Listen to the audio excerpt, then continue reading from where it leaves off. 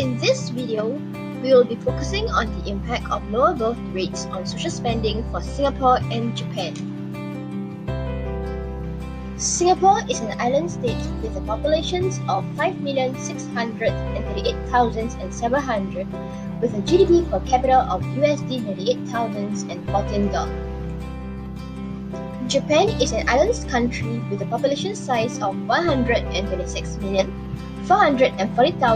with a GDP per capita of USD $44,550. The current situation Singapore is facing is similar to that of Japan's, where both nations' total fertility rate has become too low compared to the replacement level fertility of 2.1 children per woman by the World Health Organization.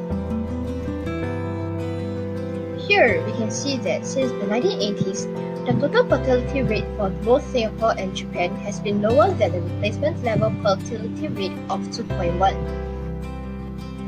For Singapore, even with the new policy to raise fertility rate implemented in 1986 with the slogan, "Have 3 or more if you can afford it," which gave an increase in the total fertility rate for Singapore, it was still below 2.1 and have been continued to decline ever since.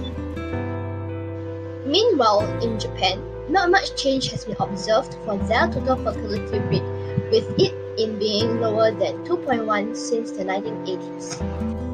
To address these issues, both countries have taken the initiative to come up with various solutions.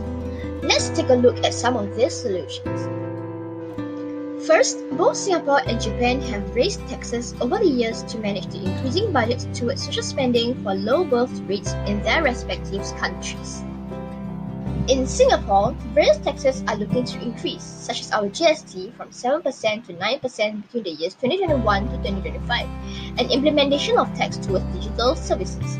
And in Japan, sales tax is looking at an increase from 8% to 10% in October 2019 to tackle rising social spending costs. In Singapore, couples are entitled to get support from the Marriage and Parenthood Package, baby bonus, third child paid maternity leave schemes, flexible work arrangements, as well as marriage and paternity leaves for civil servants, and flexible childcare subsidy scheme.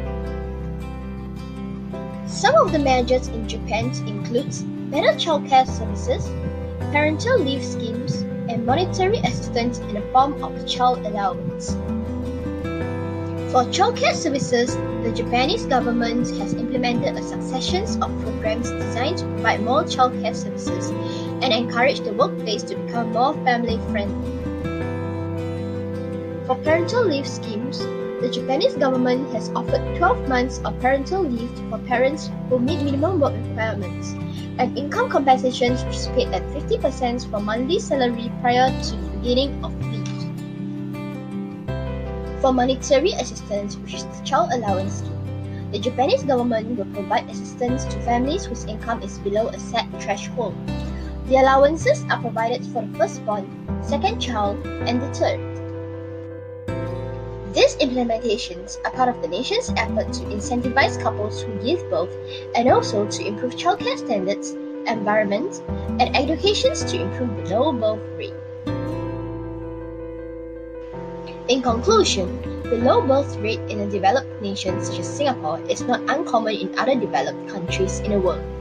Knowing that the governments of affected nations are acknowledging that the issue exists in their society is sound, but it should be time to look into other solutions rather than just monetary incentives, as they aren't achieving results as adequately as they should.